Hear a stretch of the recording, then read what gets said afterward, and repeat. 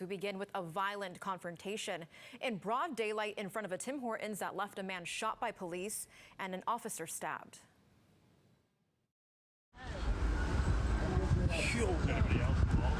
Some man just got shot. Eyewitness video shows part of the interaction between a 28-year-old man and police.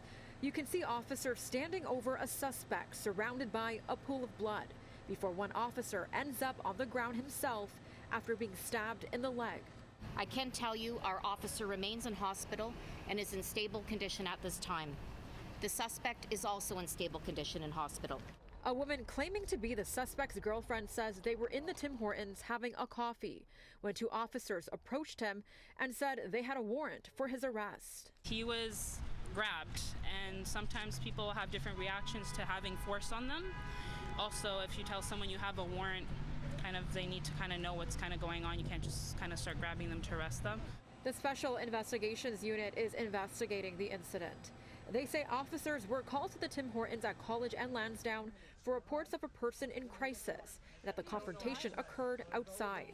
The initial information that I've received is that there was a call to police about a person in crisis, and the man who was in crisis was located outside the Tim Hortons, and there ensued a struggle of some sort. After he did that, he even apologized to the officers. Things happen, and I don't know. I just think if it was handled differently, it would have never gone to this moment, I guess.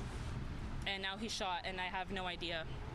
And I don't understand, they had him on the cuffs and floors and he shot at, it just doesn't make sense to me right now. Police say the officer is in his early 20s and is new to the force, but that his training was complete. The officer stabbing is the latest in a string of recent incidents where Toronto police officers have been injured on duty. This has to stop. We need to make sure that our city officials, federal officials come out and support the police and put a stop to a lot of these individuals that are out there. The officer and the suspect are both in stable condition in hospital.